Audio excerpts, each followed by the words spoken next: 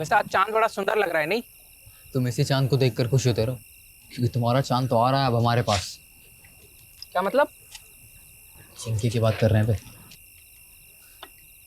सच कह रहे हैं, भूल जाओ चिंकी को, क्योंकि अब वो हमारी गर्लफ्रेंड हो गई है। ऐसे कैसे? कल शाम तक तो हमारे साथ थी।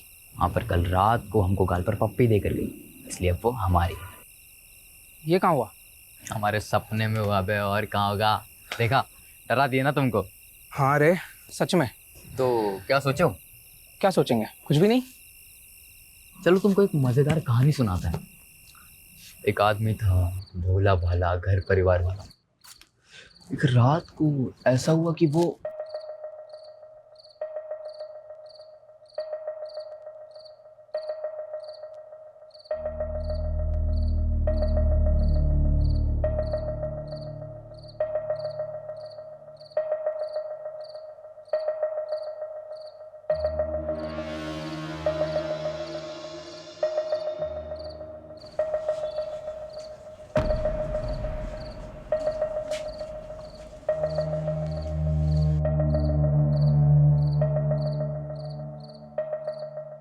शमीम,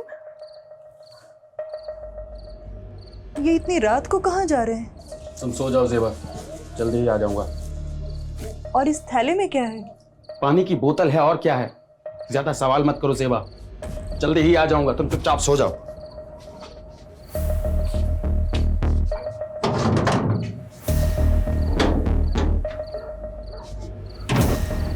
फिर उस आदमी को पता नहीं क्या सूझी कि वो अपनी औकात भूल गया।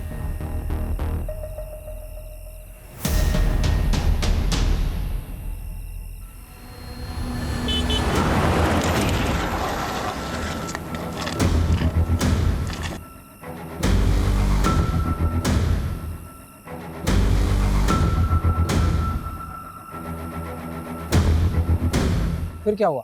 फिर वही हुआ जो नहीं होना चाहिए था। क्या मतलब?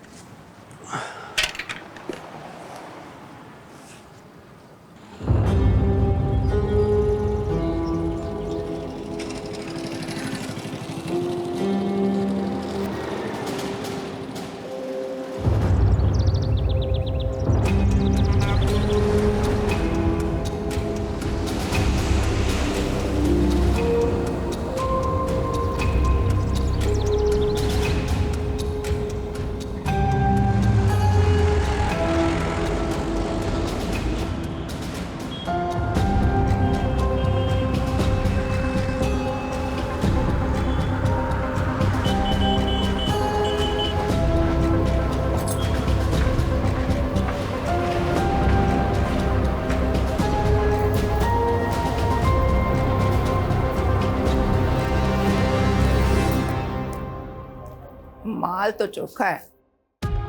थोड़ी लाली लिपस्टिक करेगी, पटाखा लगेगी। बड़ी भी, मेरे कमीशन का आज ही कुछ हो जाता तो। गुड्डू, जी बड़ी भी। इस कुत्ते का मुंह बंद कर, पैसे ठूस कर।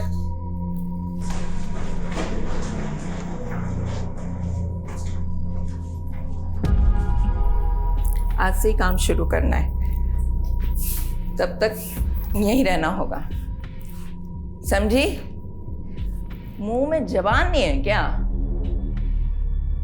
भूख लगी है? खाना नहीं खाएगी तो रात भर कैसे टिकेगी? मैं खाना भिजवाती हूँ तुम्हारे लिए।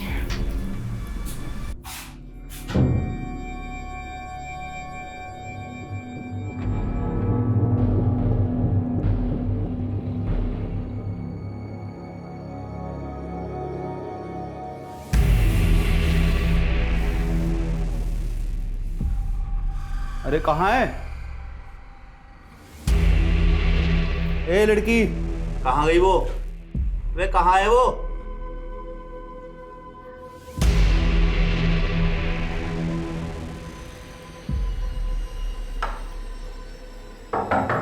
लड़की, ए लड़की, चल बड़ी भी, बड़ी भी। एकदम चुप। क्या हो गया? चल अंदर चल। कौन है तू? अब तेरा बड़े घर जाने का टाइम आ गया है। यादव, शिला सेफ है, जल्दी से आ जाओ। अरे मैडम जी, हम तो सोशल वर्कर हैं, गरीब बच्चियों को काम दिलाते हैं। आपको कोई गलतफहमी हुई है। तेरा पूरा काला चिट्ठा है हमारे पास। इन दोनों को लेके जाओ और तब तक तोड़ो जब तक लाठी और हड्डी में से एक टूट ना जाए। चलो लेके जाओ। चल चल चल निकल चल चल थाने।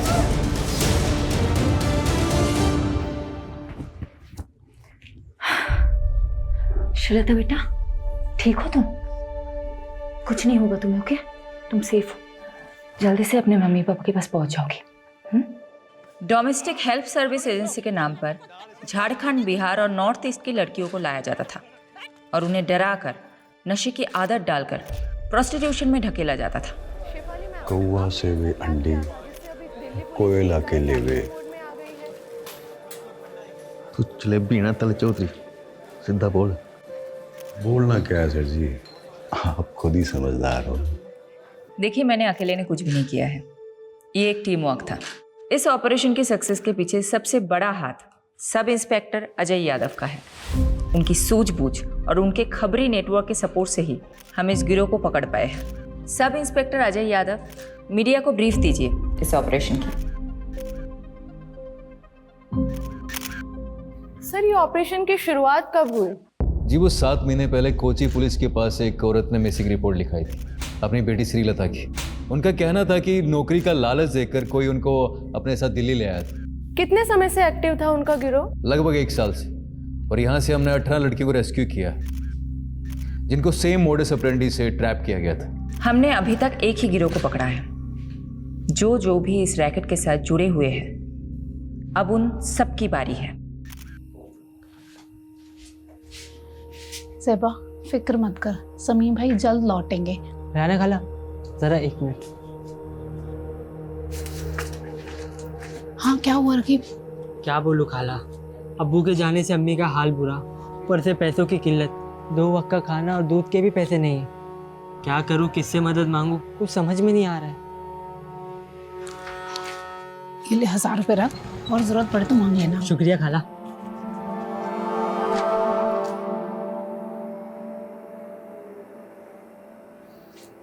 अजीज, शमीम का कुछ पता चला क्या? पुलिस ने कहा है कि वो पता लगाएगी शमीम का।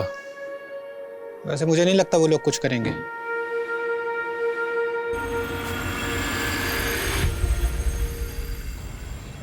पाव चम्मच हल्दी, 1 कप गाढ़ा दही। दिखाइए तो क्या क्या लिखा। ये देखो। अरे मैडम, ये क्या लिख दिया आपने? मैंने 1 चम्मच लाल मिर्च और पाव चम्मच हल्दी बोला था, सब उल्टा लिख दिया आपने। अच्छा हुआ तुमने देख लिया, वरना पता नहीं मैं क्या कर रही हूँ। एक्चुअली आज आरुषि की फ्रेंड्स आ रही है स्लीप ओवर के लिए, तो मैंने सोचा कि कुछ अच्छा सा बढ़िया सा पंजाबी डिश बना कर खिलाऊं। आई होप आज मैं आरुषि को कोई शिकायत का मौका ना दूँ। अच्छा, श्रीलता को मेडिकल एग्जामिनेशन के लिए भेजा था, रिपोर्ट्स आई? जी मैडम, कल शाम को ही आ गई थी। तो नहीं हुआ था उसके साथ, बट काफ़ी मात्रा में उसको दिए गए थे। डॉक्टर ने बोला है कि 2-3 दिन ऑब्जर्वेशन में रखेंगे।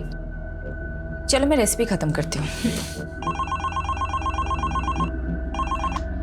Hello, what?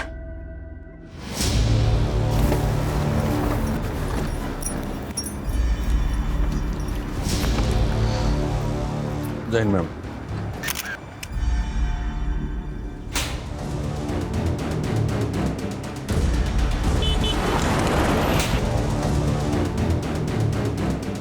Solanki, mobile, wallet, ID card कुछ मिला? नहीं मैडम जी। सोलंकी, पोस्टमार्टम के लिए गाड़ी को बुलाया कि नहीं? हाँ बोला सर। बोल दिया ना? कब तक आ रहा है? बस 10 मिनट बाद। फिर चेक कर लेगा। दी, देखो मैंने लाइट ऑन कर दी, कैसा लग रहा है? वेरी गुड रोहन, जब तू बड़ा होगा तेरे फ्रेंड स्लीप ओवर के लिए आएगा ना, मैं भी चुपचाप लिविंग रूम में चली जाऊंगी। Living room? मैं तो जाऊँ लिविंग रूम में? एक ही रात की तो बात है रोहन। मैंने इतनी मेहनत की हमारा रूम साफ करने में, मैं नहीं जाऊंगा कहीं भी। ए चैंप, तू एक काम कर, तू ना मेरे रूम में आ जा। ये लोग गर्ल्स नाइट आउट करेंगे तो हम भी बॉयज नाइट आउट करेंगे। मतलब मम्मी आज फिर से डिच करने वाली है? एक और झूठा प्रॉमिस किया मम्मी ने। जाने देना आरू, ये सोच कि तेरी फ्रेंड कितनी लकी है। अगर तेरी मॉम होती तो वो फिर से नई पंजाबी डिश ट्राई करती और हम लोगों को खिलाती, और हमें भी छोटी मोटी तारीफ करनी पड़ती। अभी एक काम करते, तुम लोगों का रूम फिर से सेट करते। ओके, चलो चलो चलो चलो। क्राइम सीन के पास और कुछ नहीं मिला, मर्डर वेपन भी नहीं। मैडम पोस्टमार्टम रिपोर्ट आ गई। तो विक्टिम की उम्र 45 से 50 के बीच में और बॉडी पे 10 से ज़्यादा घाव थे। तो घाव को देख के ऐसा लगता है जैसे तेज़दार शूले से किए गए। मर्डर कब हुआ होगा? बॉडी तो काफ़ी सड़ चुकी है, देख के लगता है 4 से 5 दिन तो हो ही क्यों। मैडम मैं एक काम करता हूँ, विक्टिम के डिस्क्रिप्शन से मेल खाती हुई मिसिंग रिपोर्ट में आसपास के थाने में चेक करवाता हूँ।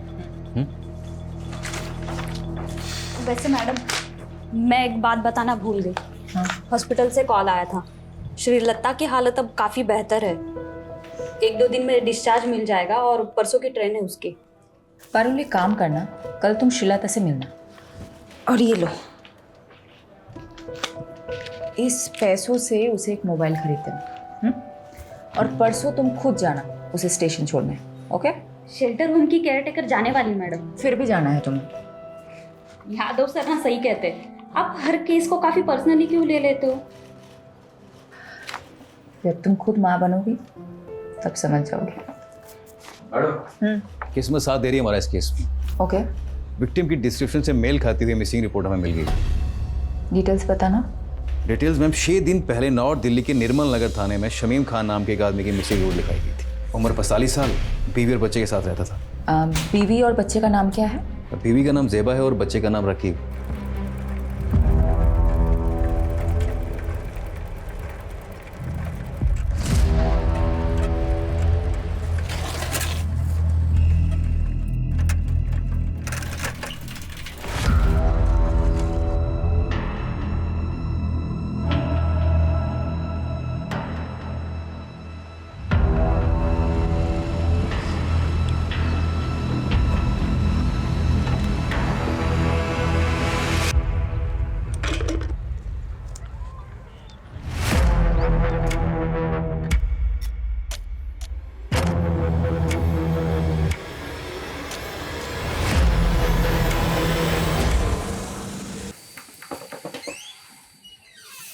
पाटी सर, आपने बुलाया मुझे?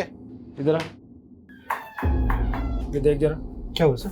धोखा है मेरे साथ, धोखा। नहीं सर, मैं तो रोज 9 घंटे की पाली खत्म करके ही निकलता हूँ। तो झूठ बोलता है। नहीं सर। ऊपर से काम चोरी करता है। अब ध्यान रख ले, अगले 1 महीने तक तूने ओवर टाइम करके मेरा हिसाब पूरा करना है। अगर कुछ गड़बड़ हुई तो याद रख, तेरा वही हाल होगा जो शमीम का हुआ था, समझा?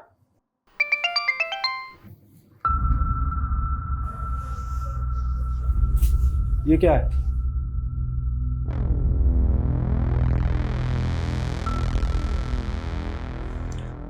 पहले शमीम कहीं चले गए और अब रकीब का भी पता नहीं। कुछ पता चला रकीब का? नहीं, लेकिन मैंने रकीब के कुछ दोस्तों से बात की। रकीब ने किसी को 1000 रुपए दे के बंदूक खरीदी है। रकीब बंदूक क्यों खरीदेगा? रकीब! रकीब! और बंदूक क्यों खरीदी तूने? कुछ गलत किया है तूने? कहीं इन सब का ताल्लुक शमीम भाई के गायब होने से तो नहीं है? क्या जानता है तू शमीम भाई के बारे में?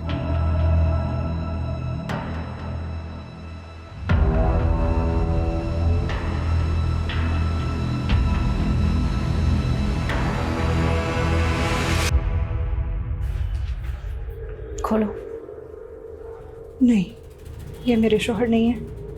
ये शमीम भाई नहीं है मैडम। चलो ज़ेबा। रुकिए। सोलंकी,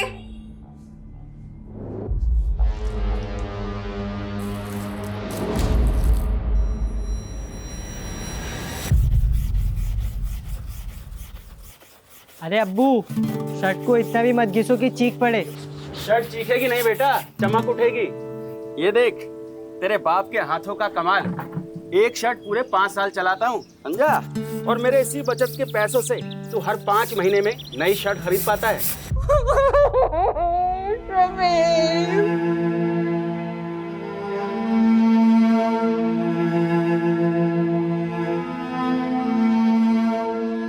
देखिए मैं जानती हूँ ये सही समय नहीं है बात करने का, लेकिन शमीम की हत्या हुई थी। और हत्या को 6 दिन हो चुके हैं।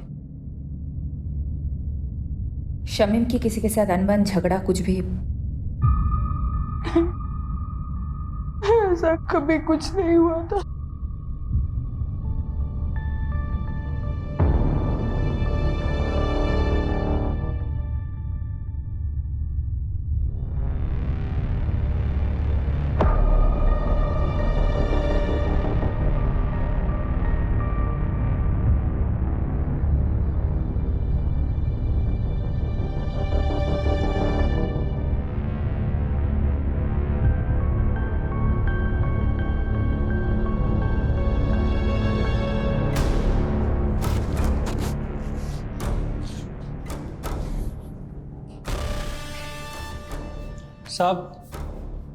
साहब वो बड़े साहब से मिलना था।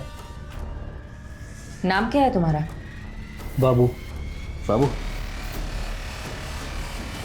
पक्का यही था वो? कितनी बार बताया साहब, 100% यही था। 2 आदमियों ने इसे पीछे से पकड़ रखा था और एक आदमी इसको चाकू मार रहा था। हमारे पास इतने दिन बाद क्यों आए? मैडम जी, दिल्ली में नया हूँ और किसी को जानता भी नहीं, और फिर पुलिस स्टेशन में आने से हर कोई डरता भी तो है। तो फिर बाबू अचानक तेरी अंतरात्मा कैसे जागे? हाँ साहब, पेपर में पढ़ा कि इसका कातिल अभी तक नहीं मिला, तो मुझे ख्याल आया कि वो किसी का पति, किसी का भाई होगा शमीम, और उसे इंसाफ तो मिलना चाहिए ना। और मैम, मुझे किसी लफड़े में नहीं फंसना। बाबू, मेरी बात अच्छे से सुनो जी।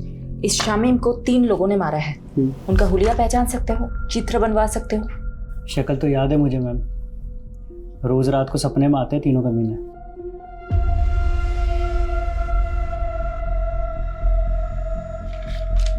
हाँ साहब, वो बहू यही तीनों थे। दीजिए यादव, सभी पुलिस स्टेशन में तीनों के स्केचेस थे। एक भी मिल गया तो बाकी 2 अपने आप हाथ लग जाएंगे। मैं ये स्केचेस शमीम की फैमिली को दिखाती हूँ।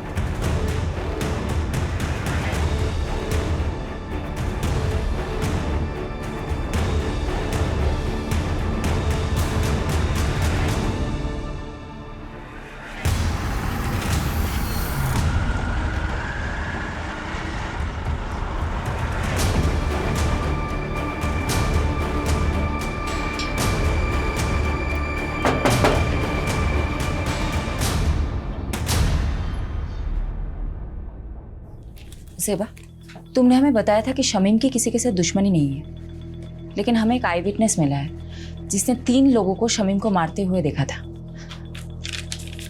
तीनों कुछ ऐसे दिखते हैं। मैंने इन्हें पहले कभी नहीं देखा।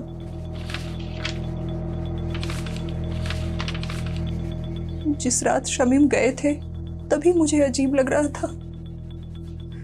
मैंने उनसे पूछा भी था, ये इतनी रात को कहाँ जा रहे हैं? ज्यादा सवाल मत करो सेबा, जल्दी ही आ जाऊंगा, तुम चुपचाप सो जाओ।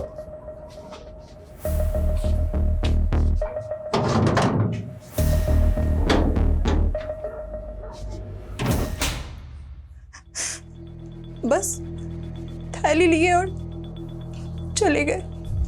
मैडम, ये बात मिसिंग रिपोर्ट में नहीं थी और ना ही कोई ऐसा बैग मिला क्राइम सीन पे।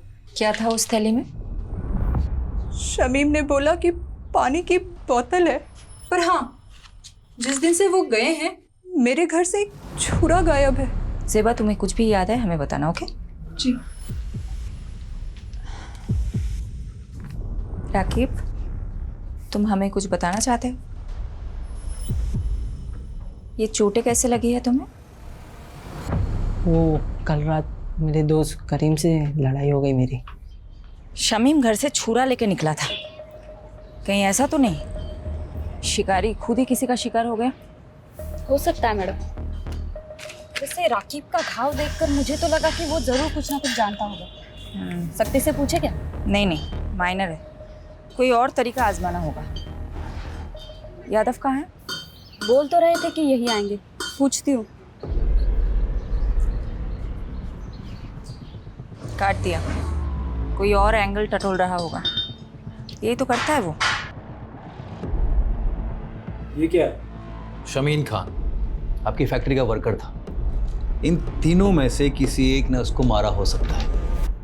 तो इन तीनों में से आपकी फैक्ट्री का कोई था, आप जानते होंगे? 150 वर्कर है मेरी फैक्ट्री में। सबकी शक्ल ना मुझे याद रहती है ना मुझे याद रखनी है। कहीं ऐसा तो नहीं आपने इन तीनों लोगों को शमीम खान को मारने की सुपारी दी थी? मैंने तो ऐसा भी सुना है कि आप अपने फैक्ट्रीज के वर्कर्स को मारते भी हैं। ए इंस्पेक्टर, ज्यादा मत उड़। तू जानता नहीं मैं कौन हूं। पुलिस वाले को तो हो सकता है। बहुत आकड़ ना तेरे में, आज सब निकालता हूं। चल चल।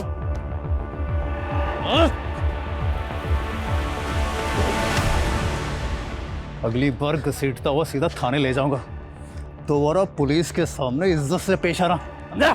चल।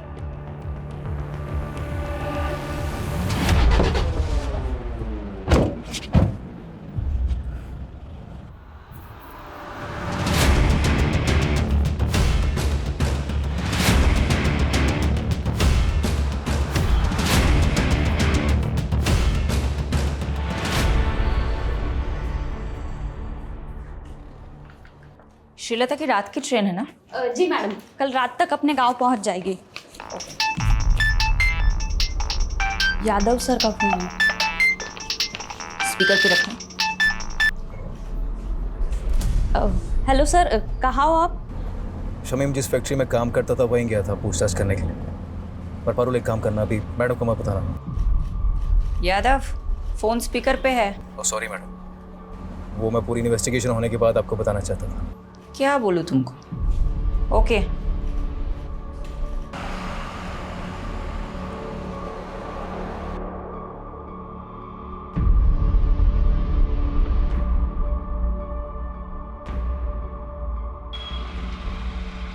तो देखा क्या? हाँ सर, देखा देखा सा तो लग रहा है।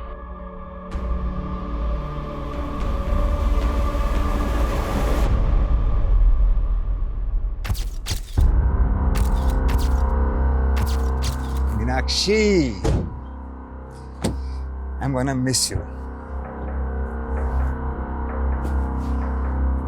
उम्र 55 की, लेकिन दिल बचपन का है तुम्हारा। 2 दिन के लिए तो जा रहे हो, महीनों के लिए नहीं। हाँ, लेकिन शादी के इतने सालों में भी 2 दिन भी मैं तुमसे दूर कहाँ रहा हूँ कभी। डॉक्टर हर्षवर्धन, मैं तो रेडी थी सूरत जाने के लिए, तुम ही ने तो मना किया ना। अब 2 दिन के लिए तुम मेडिकल कॉन्फ्रेंस में जाके क्या करती? नेक्स्ट मंथ मॉरिशस में एक मेडिकल सेमिनार है, उसमें चलेंगे ना साथ? ठीक है, चल बाय।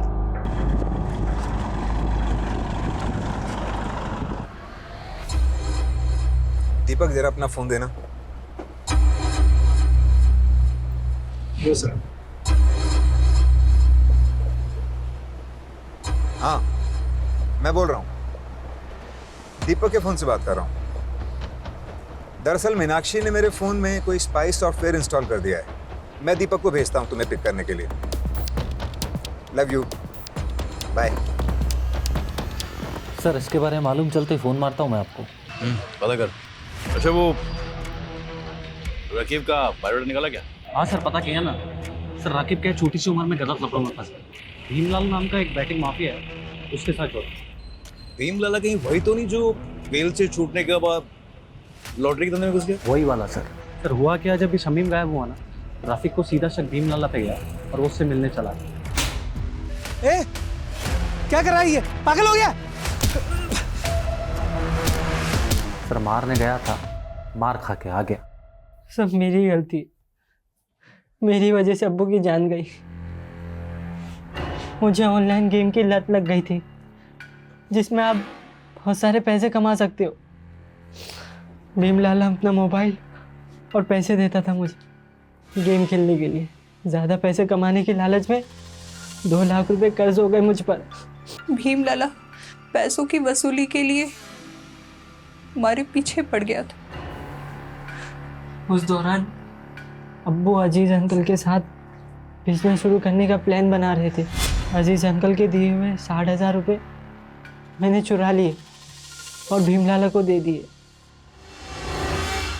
बस बाकी के 1,40,000 कब देगा? वही ब्याज के साथ? दे दूंगा, जल्दी दे दूंगा। लेकिन अब्बू को पता चल गया कि वो पैसे मैंने लिए। बता क्या क्या तूने तेरी वजह से सब कुछ हुआ है। माफ कर दो। क्या जवाब दूं अजीज भाई को? मुझे मारो। क्या कर रहा है? पागल हो गया है क्या? सुन बेटा, क्या हुआ है? हाँ, हमें बता क्या हुआ है। हम कोई तरकीब निकालेंगे। बोल बेटा। लाला जी, मैं धीरे धीरे आपका सारा कर्ज चुका दूंगा। धीरे धीरे नहीं, जल्दी जल्दी। 15,000 रुपये महीना चाहिए मेरे को तेरे से। तू 15,000? पर लाला जी, इतनी तो मेरी कमाई भी नहीं है। कहाँ से लाऊंगा मैं 15,000? ठीक है, हर महीने 5,000 रुपये, उससे 1 पैसा कम नहीं। अब्बू ने कई महीने तक पैसे दिए, लेकिन फिर भी काफ़ी रकम बाकी थी। उसका ब्याज बढ़ता ही जा रहा था। क्या उस रात शमीम लाला को माने उसके घर गया था क्या?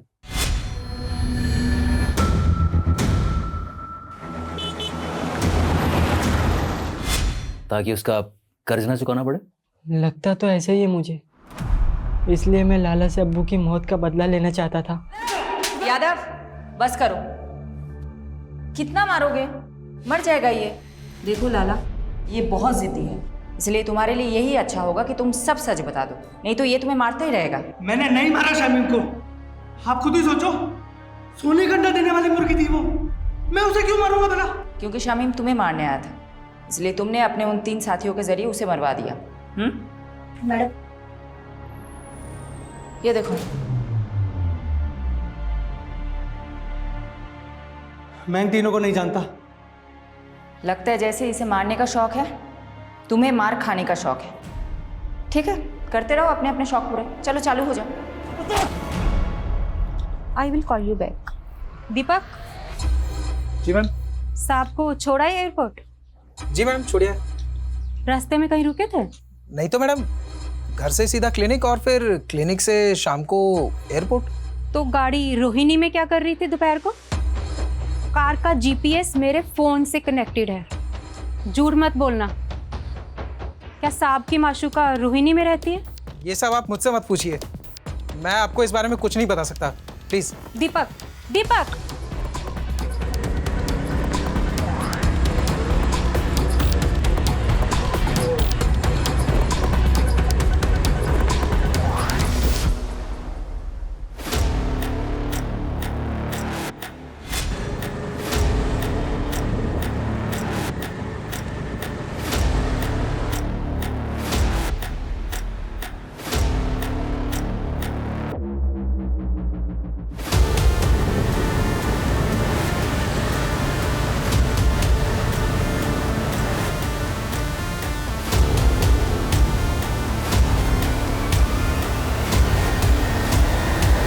मैडम जी, हम गंगा मैया की कसम खा के कहते हैं, हमने किसी शमीम को नहीं मारा। झूठ मत बोल।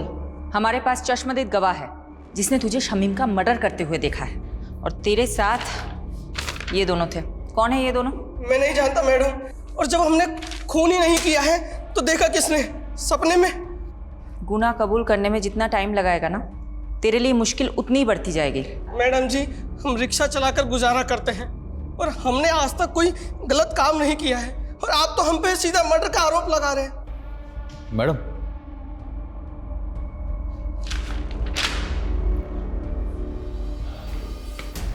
बोलो। हाँ, जीतू के बारे में पता किया मैंने। उसकी नॉलेज काफ़ी शरीफ आदमी है, कोई क्रिमिनल रिकॉर्ड भी नहीं है इसे। हो सकता है ये मर्डर से डेब्यू किया हो। इसे थोड़ी अपनी वाली ट्रीटमेंट दो, शायद सच उगल दे। तो मैं पारुल को बोलती हूँ, शहर के सारे पुलिस स्टेशन में पता करे जीतू का कोई क्रिमिनल रिकॉर्ड है या नहीं।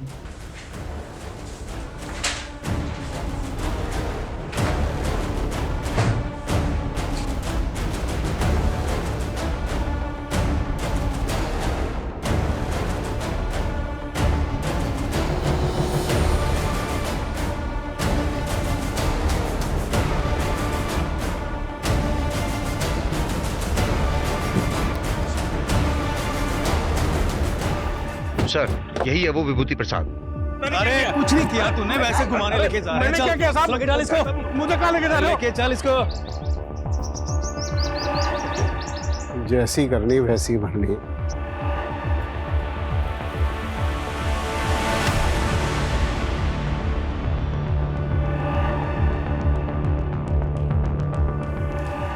मैम यही है वो आदमी जिसने उसको चाकू मारा था। और मैम इस वाले आदमी ने उसको पीछे से पकड़ा हुआ था। मैम वो तीसरा आदमी मिला क्या? वो भी मिल जाएगा। मैम मेरा कहीं नाम तो नहीं आएगा ना? फिक्र मत करो, तुम जा सकते हो बाबू। जी मैम। मैडम, विभूति प्रसाद एक नंबर का बदमाश आदमी है। कुछ महीनों पहले ये थाने में अपनी मिसिंग बाइक की कंप्लेंट करने आया था। सब रुकिए साहब, यही करो चोर। सर ये झूठ बोल रहे हैं, हमने कोई बाइक चोरी नहीं की, बल्कि यही हमें परेशान करता रहता है। साहब ये एक नंबर का झूठा है साहब। क्या सबूत है तुम्हारे पास? सबूत है हमारे पास, ये देखिए। ये आप ही का बेटा है ना? हाँ सर। बुलाइए इसे। साहब ये झूठ बोल रहे हैं, इनकी बाइक रास्ते में खड़ी थी, वो तो मैंने बस साइड कर दी। बाइक तो चोरी हुई है ना, और आखिरी बार बाइक के साथ आपके लड़के को देखा गया था, इसलिए पूछताछ के लिए इसे हमें थाने ले जाना पड़ेगा। चलो। मैडम, वो बाइक तो बाद में मिल गई, लेकिन कुछ दिनों बाद विभूति फिर से आया। साहब मार डाला, देखिए ना, पता नहीं कौन से जन्म का बदला ले रहे हैं बाप बेटा मुझसे। ये क्या नाटक है विभूति? नाटक नहीं, अटैक हुआ मेरे पे, अटैक इसके बेटे ने किया साहब। सर ये झूठ बोल रहा है, पहले भी इसने मेरे बेटे को फंसाया, अब दोबारा फंसा रहा है मेरे बेटे को। देखिए अनिल जी, डॉक्टर ने इन्हें एग्जामिन किया है और इसीलिए हम लोग यहाँ पर आए हैं। हमें आपके बेटे से कुछ पूछताछ करनी है, बुलाइए उसे। सर वो घर पे नहीं है। आप अपना तलाशी लीजिए अंदर। वो घर पे नहीं है, मेरा यकीन कीजिए। ठीक है, वो जैसे ही घर पर आए भेजो उसे हमारे पास। जी। इन्वेस्टिगेशन से पता चला कि अनिल और उसका बेटा वाकई शरीफ आदमी है, लेकिन ये विभूति एक नंबर का सरफिरा है। ये विभूति उन लोगों को क्यों परेशान कर रहा था? दरअसल मैडम, ये अनिल और उसके बेटे की जमीन हथियाना चाहता था, वो भी सस्ते दामों में, और अनिल उसे बेचना नहीं चाहता था। बस तभी उसने ये ड्रामा खेला। कौन था तेरा तीसरा साथी? कौन तीसरा साथी? क्या कह रहे हो आप? देख विभूति, सीधी तरह बता दे, शमीम के खून में तेरे और जीतू के अलावा वो तीसरा बंदा कौन था? वरना बहुत पीटेगा तू। हाथ मत लगाना मुझे, वरना पूरे डिपार्टमेंट को कोर्ट में घसीटूंगा मैं। तू यहाँ से जाएगा तब ना।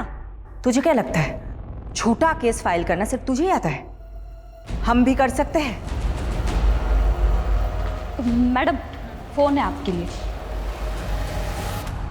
हेलो शिफाली दी, मैं श्रीलता। श्रीलता, कैसी हो तुम? मैं ठीक हूँ, थैंक यू दीदी। ये लीजिए, अम्मा से बात कीजिए। मैडम आप हमारे लिए भगवान, आपका बहुत बहुत थैंक यू। अरे आप मुझे थैंक यू मत बोलिए, आप बस अपना और श्रीलता का ख्याल रखिए, उसे खूब पढ़ाइए। मैं आपके टच में रहूंगी। जी मैडम। बाय। हाँ यादव बोलो। मैडम स्केच वाले तीसरे बंदे का पता चल गया, मैं घसीटते हुए उसे थाने लेकर आता हूँ, आप वेट कीजिएगा। बस यही है सर। ठीक है, यही वाला सर। एक बार आप बंदे को देख लीजिए, फिर दे दीजिए। क्यों, क्या हुआ? स्केच से शक्ल तो मिलती है ना? स्केच से शक्ल तो हूबहू मिलती है, तो लेकिन फिर भी मुझे डाउट हो रहा है सर। क्या मतलब, कोई डाउट है क्या? अब सर आप खुद ही देख लीजिए। क्या बकवास है ये? आप कह रहे हैं कि मैंने, डॉक्टर हर्षवर्धन ने एक फैक्ट्री वर्कर का कत्ल किया है, वो भी किसी सिरफिरे और ऑटो रिक्शा वाले के साथ मिलकर? देखिए डॉक्टर हर्षवर्धन, हमारे पास आपके खिलाफ सबूत हैं। आप जानते हैं हम किससे बात कर रहे हैं? देखिए अब जो भी है, हम सिर्फ अपना प्रोसीजर फॉलो कर रहे हैं। ठीक है, तो अब मैं प्रोसीजर ही फॉलो करूंगा, और अब मैं नहीं, मेरा लॉयर आपसे बात करेगा।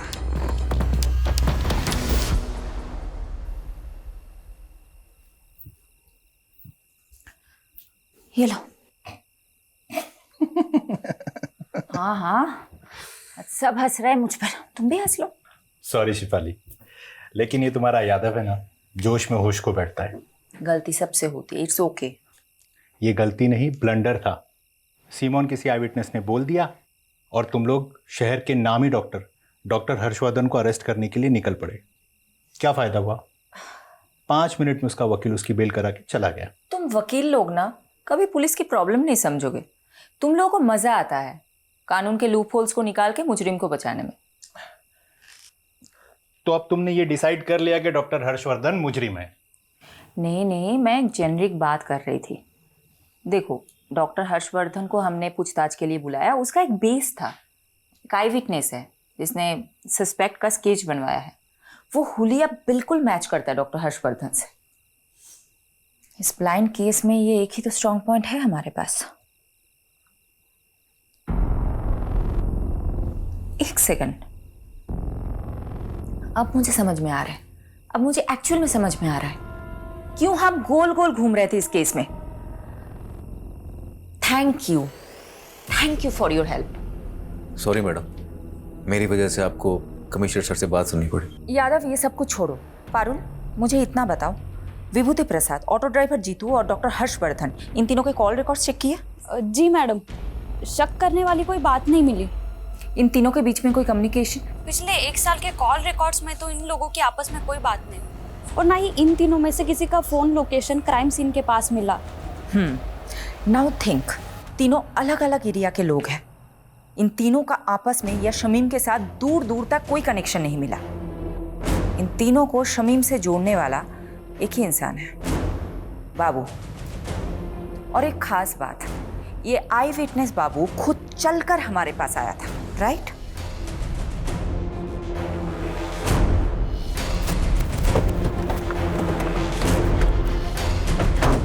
यादव,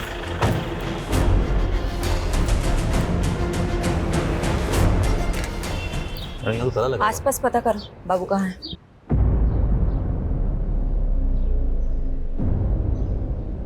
मैं बाद में बात करती हूँ। क्या हुआ? मैडम, आसपास पड़ोसी से बातचीत की मैंने। उनका कहना है कि बाबू काफी दिनों से गायब और उसका फोन भी बंद आ रहा है। मैंने ट्राई किया। मैडम जी, आप यकीन नहीं करोगे इस घर का मकान मालिक कौन है। मैडम, बाबू मेरे दूसरे वाले घर पर भाड़े पे रहता था। जब विभूति ने मेरे बेटे राकेश पर इल्ज़ाम लगाया ना, तो मैंने ही राकेश को बाबू के साथ में उस घर में रहने के लिए बोल दिया था, छुपा दिया था उसको। वो घर पे नहीं है, मेरा यकीन कीजिए। ठीक है, वो जैसे ही घर पर आए भेजो उसे हमारे पास।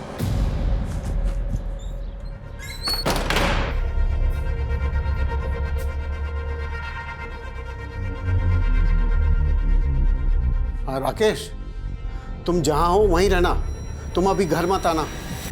फिर मैडम, राकेश ने बाबू को विभूति के बारे में सब कुछ बता दिया कि वो कैसे हमको तंग करता था। बाबू ने हमको कहा कि वो हमारी मदद करेगा। और बाबू ने झूठी गवाही दी ताकि विभूति पर खून का इल्जाम लग जाए और आप उसे सबक सिखा सके, राइट? जी हाँ मैडम, लेकिन मैडम आप नहीं जानती कि विभूति ने हमको किस कदर तंग करके रखा हुआ था। अच्छा, ये बात बताओ, बाबू ने फोकट में मदद की तुम्हारी? जी मैडम। ये बाबू कहाँ है? मैडम पता नहीं, 3-4 दिन से घर बंद करके कहीं गायब हो गया मैडम।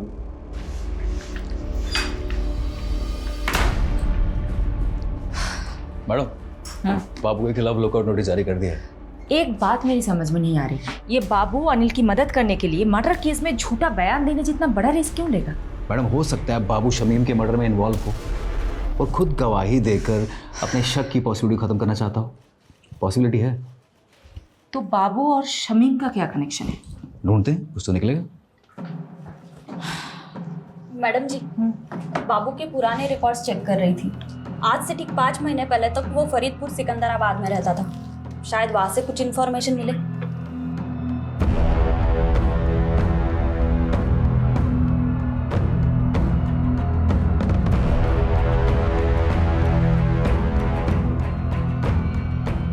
मैडम, बाबू और बिलाल इसी गांव का रहने वाला था। 16 साल की उम्र में उसने अपने दोस्त की हत्या की थी। तब से वो गांव छोड़ के फरार हो गया। सबूत ना होने की वजह से आरोप कभी साबित ही नहीं हो पाया और आज तक ये नहीं पता चल पाया कि बाबू ने अपने दोस्त को मारा क्यों। लेकिन यादव, बाबू के पास्ट के साथ शमीम का क्या कनेक्शन है? शमीम से कोई कनेक्शन नहीं है मैडम, लेकिन रेहाना से। अजीज की बीवी रेहाना बाबू की कजन थी।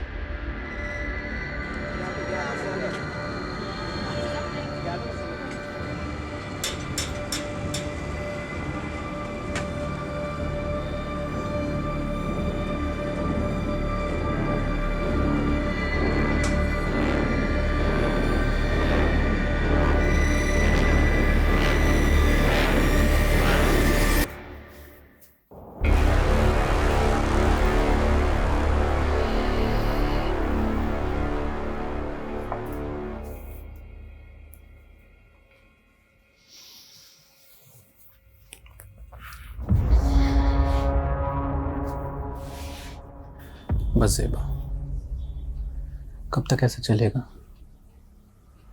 मैं तुम्हें अपना बनाना चाहता हूँ, तुमसे निकाह करना चाहता हूँ। अजीज, हमारे बीच जो कुछ भी हुआ वो गलत था, जिसकी सजा भुगत रही हूं मैं। शमीम की रूह को मैं और तकलीफ नहीं देना चाहती। ऐसा मत कहो ज़ेबा, मैंने सब कुछ तुम्हारे लिए किया है।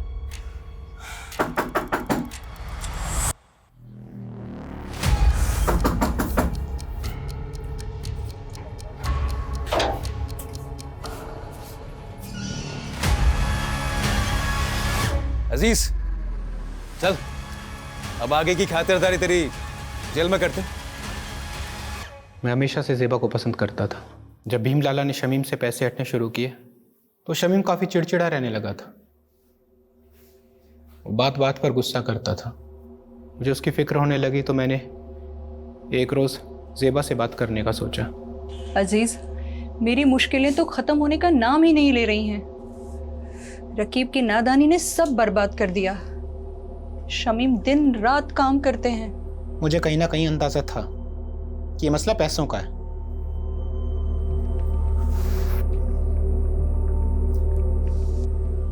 ये रखो, रखो इसको। और हाँ, ना ये कर्ज है ना एहसान। हम धीरे धीरे नजदीक आ रहे थे। ज़ेबा भी मुझे पसंद करने लगी थी। लेकिन एक दिन शमीम को सब पता चल गया। ज़ेबा, ज़ेबा, दरवाजा खोल, दरवाजा खोल ज़ेबा। अजीज, शमीम, मुझे माफ कर दीजिए, मैं आपके हाथ जोड़ती हूँ। गलती हो गई शमीम, माफ कर दीजिए, हमसे बहुत बड़ी गलती हो गई, माफ कर दीजिए शमीम। उस दिन के बाद से सब खत्म हो गया था। ज़ेबा ने मुझसे मिलना छोड़ दिया था, लेकिन मेरे जहन में दिन रात सोते जागते सिर्फ ज़ेबा का ही ख्याल था। तो ज़ेबा को पाने के लिए शमीम को रास्ते से हटाने का प्लान बनाया तुमने? हाँ, बाबू मेरी बीवी रेहाना के गांव का रहने वाला था। गांव में उस पर एक हाफ मर्डर का केस भी चल रहा था। मैंने उससे मदद मांगी। वो 2 लाख रुपए के बदले शमीम का काम तमाम करने को तैयार हो गया। रेहाना जानती थी इसके बारे में? नहीं, सारा प्लान मेरा और बाबू का था। प्लान के मुताबिक मैं एक दिन शमीम से मिलने गया।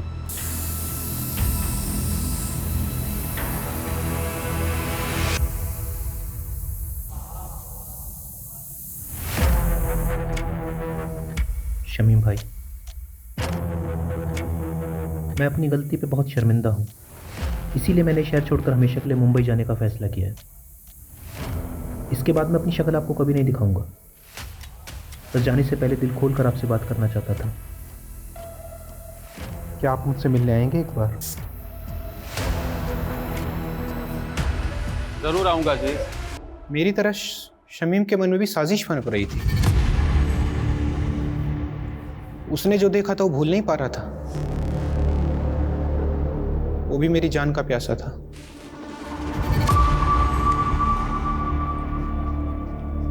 अरे शमीम भाई, बहुत बहुत शुक्रिया आप आए, सच बहुत खुशी हुई। और अब अफसोस होगा कमीने, छोड़ूंगा नहीं। तूने मेरे साथ गद्दारी की। माफ करना शमीम भाई, लेकिन ज़ेबा सिर्फ मेरी हम जानते थे कि एक न एक दिन आप हम तक जरूर पहुंचोगे। इसीलिए बाबू ने आई विटनेस बनने का प्लान बनाया ताकि आपको भटका सकें। बाबू ने विभूति प्रसाद, जीतू और डॉक्टर हर्षवर्धन का नाम क्यों लिया था? ऐसा कुछ सोचा नहीं था। बाबू के दिमाग में जो हुलिया आया वो बयां करता चला गया। इरादा सिर्फ आपको भटकाने का था।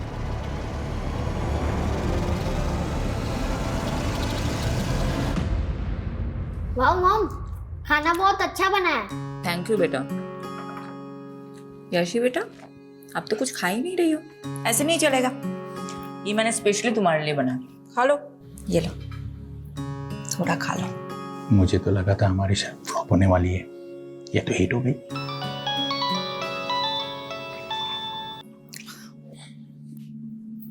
हाँ यादव बोलो।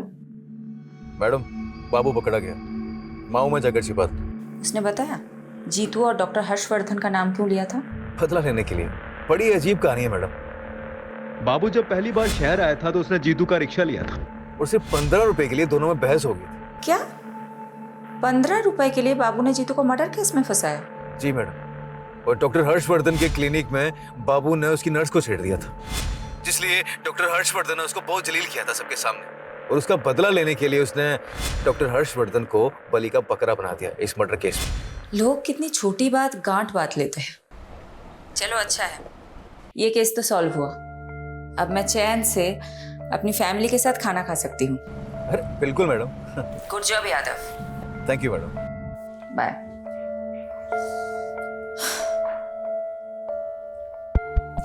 अच्छा सुनो, तुम सब कौन सी मूवी देखोगे, एक्शन या कॉमेडी? Action movie. चलो चलो खाना खत्म करते हैं, आ जाओ।